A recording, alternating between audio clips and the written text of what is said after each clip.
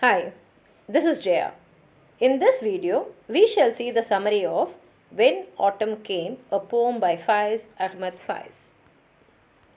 This is a revolutionary poem written by the very famous Urdu lyric poet Byfaiz Ahmed Faiz.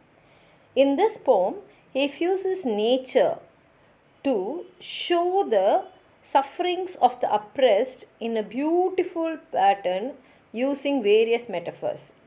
Here he shows autumn and how the effect of the autumn affects the trees as a metaphor to show how the lower class are oppressed during the era of colonial domination.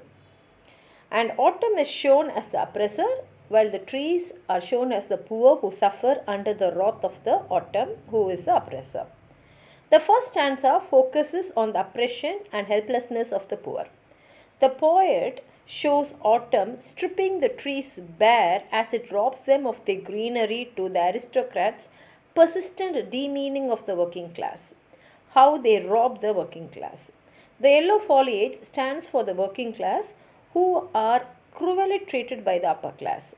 However, just like how the leaves do not show any reaction when they are blown to the forest floor and when they are trampled out of shape, these poor people also just given themselves to their plight and they are unable even to muster the strength to utter so much as a whisper of protest. He starts a poem like this. This is the way that autumn came to the trees. It stripped them down to the skin, left their ebony bodies naked. It shook out their hearts, the yellow leaves, scattered them over the ground.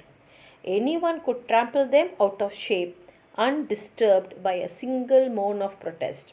That is, the poor can be treated so very badly, and even then they will not even whisper to show their protest.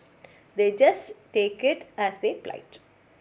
Then he continues in the second stanza by comparing the exile of the reformers who usually brought in hope for these underdogs to autumn's expulsion of the birds from their perches on the treetops and the now bare trees going silent without the bird songs resonating from their branches.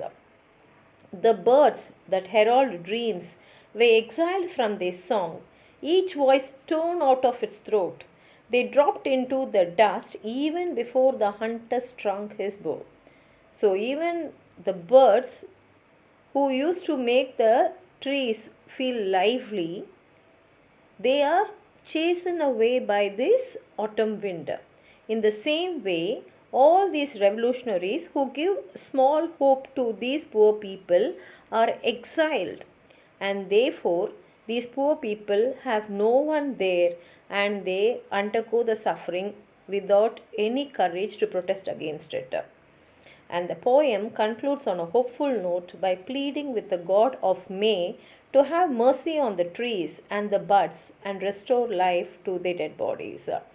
The poet prays to renew the revolutionaries' hope.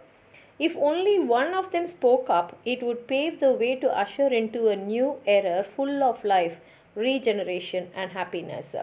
The poet longs for a future in which superficial barriers like social class have crumbled, paving the way for a society built on equality, hope, and shared prosperity.